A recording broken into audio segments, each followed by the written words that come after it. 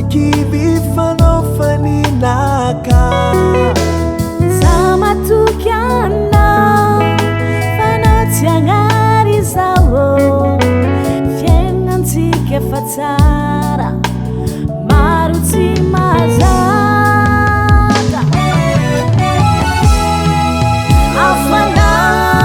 afanananao afafognarô afanananao mitondra pasambaragna afanananao afafognarô fiaragna mamtsy avela tsy korava.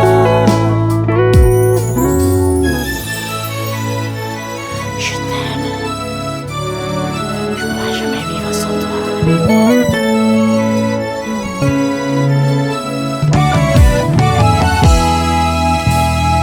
Fitiavantsika io tsy miova na maro favara hanatiako mba tia zaho ny foko efa baba za matoky anao fanaty agnary zaho fiaignantsika efa tsara maro tsy mazaka